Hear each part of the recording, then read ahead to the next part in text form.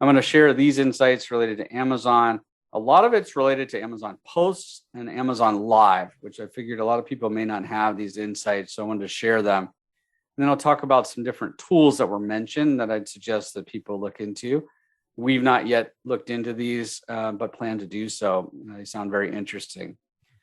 So if you want to stay on with us, great. If not, please let us know. We can always share it with you one-on-one if you don't have time, if you're butting up against another meeting. But one of the things related to Amazon was Danny McMillan mentioned that conversions in the Amazon A9 algorithm are on a continuum with micro credits. So basically, every time you get a click, every time you get, based on the time on page, you get a score or a weighted credit. When someone adds it to the cart or a wish list or something, you're getting a credit, not just when purchases are made. So you've got to think about all these things, and every little thing helps ensure that you have what Amazon views as higher conversions, not just when purchases are made, which is what most people would think of. Make sure you deploy A+ content in English and Spanish. I guess we talked about that already. We talked about the Amazon experiments, so I would just say that make sure that they're materially different and that you test for at least 8 weeks to get a really good, really good data insights. So that means you have to plan ahead. Amazon Q&A questions can be answered with video responses, something I was not aware of at the time. I thought that was pretty interesting. So you could basically, when you get questions, take a quick video of a product or something and post it on Q&A, and that would be very engaging for the customer to see and answer with greater certainty because they have a visual representation of whatever you're answering. And of course, make sure you enter that in your content. If people are asking questions, that means that your content has failed you. You need to revise your content, accentuate certain things, make it more clear to the customers. Incorporate 5-star review examples in alternative images and A+ content to reinforce the consumer confidence, in other social or other, consumer validation. Putting a banner at the top of your storefront to encourage followers will help gain followers that you can remarket to. And any followers will also see your Amazon Live alerts and Amazon posts. I wish I had an example to share with you, but basically at the top, the example I was shown was at the top of a brand store page. There's a very thin, like 1-inch banner across the top with like an arrow to the follow me page or follow button, and then said, follow us for the latest, information about our new products or something like that. And I thought it was very, very cool module to incorporate with the growing importance of followers and the fact that you're now able to remarket to these customers. I would highly suggest doing that. And Steve, if I can just for a second, because I've instructed a couple of clients to do that, and they've come back consistently with the same question over a weekend, which was, I don't see the module that lets me do that thin banner. So I wanted to make sure that our listeners know that it's the wide image banner, but just because Amazon says it's 900 by 600, you don't have to use those sizes exactly. So you can do 900 wide by say 200 high or 150 high, and then create your image that way. And then it makes it look thin on top there. Good suggestion. I think that's very effective. I'd highly recommend it, especially with the next bullet, which is consumer engagement allows for vendors and select sellers to email customers who follow your store. In these emails, only the graphics can be customized. It's kind of a standard template that you're able to email, but it's a great first step for Amazon, allowing us to email our customers that have followed our brand and make announcements of new products or when we plan to have live events or whatever it might be. I'm excited to see where this goes. and not everyone has access to it just yet. If you have an Amazon advertising rep, you may have been given an Amazon Insights report. This is a report that can give you some insights on consumer purchasing behavior. So for example, the reference was that typically 45 to 65% of customers purchase the same day if a product's less than $50.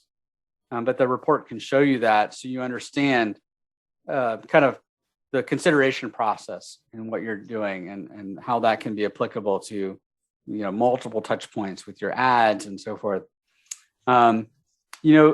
We've talked about product inserts, and some people are very wary about it because you have to make sure you do it within Amazon terms of service, and it's kind of a fuzzy area. We will always guide you around being in alignment with terms of service, but with this new push on storefront, with Amazon followers, one kind of example was that you could put a QR code in or on the packaging, or an insert that leads to your storefront to get more followers. So you could say, scan here to go to our storefront and click follow us for the latest, to keep to stay aware of latest products or whatever. And you could also do the same thing with reviews. Let's scan here to leave a review. There's nothing wrong with that on Amazon. So if you're driving customers 100% to Amazon, you should be much more confident that Amazon's not going to take issue with it. Amazon Posts. Amazon Feed is a feature that allows you to kind of add a tag similar to hashtag, so you could see certain posts that are related to that hashtag or that tag. You can also add a call to action in your posts. It's very limited guidelines, but there's some creative ways to do that. Because Amazon posts are not all that popular just yet, when you do create one, it tends to be a little evergreen. They continuously rotate it. It's not like other platforms where it's up for a day or two and then it's gone, pretty much buried forever. This is something where it's continuously rotated, and there's rumor that it may be monetized in the future. When you have Amazon posts, it shows up as a header on your storefronts, so customers can when they're on that storefront interact with your posts. If something does poorly perform, the recommendation is to remove them after 30 days. If within 30 days you don't see good results, just get rid of them. This is all focused on Amazon Live. Amazon Live has been around for a while, not really gotten good use out of it. And to be honest, I think revenue is not great with it, but there's some other advantages I want to point out here. When you are live, followers receive a push notification. So it makes it important to leverage those followers to receive a notification when you are live. That's a big advantage. You wouldn't expect a lot of conversions when you're live, but the good news is you can then use sponsored display to remarket to the customers who view the live events. And if you see the products here that are featured underneath need to be, 75 to 100% of the products shown in the video,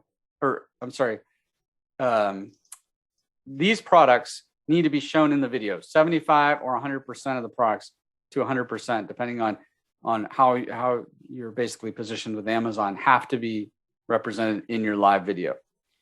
On the product page, that live event is surfaced as a video. Just like the related videos, it shows up there that you're live. And it suggests the suggestion is to heavy up on sponsored product ads, to take advantage of getting customers to that product page, because it actually does perform pretty well there. And there's ways to add overlays on your videos so that you can have basically calls to action for either followers or some other call to action. One of the suggestions was that, or one of the data points was that on average for non-videos, customers watch about 50 seconds, but on demos, about 2.5 minutes. So demos really work best, especially food demos. So if you have a product on, like, you can show them how to make a recipe with your food or with your appliance or something. That works really well, and they get like a 30% unmute rate because these are muted by default. So people then unmute them, and that's one of the indicators you can see on whether it's successful or not. Are people wanting to hear it? The iPhone app is bad.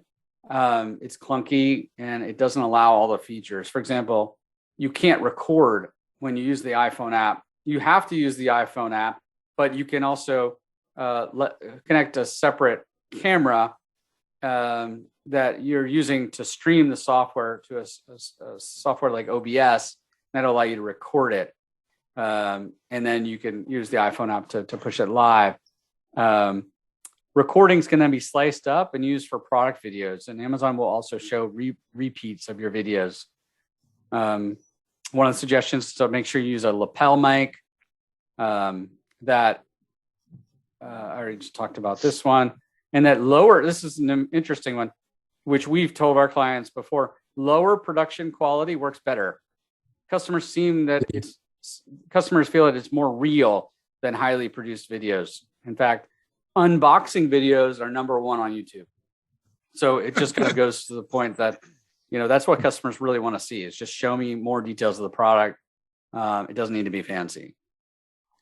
So that was the last slide. I just want to show you some of the tools and providers that were mentioned. You heard one of the big themes was getting Google to link to Amazon. Cost per click is actually cheaper in some cases on Google.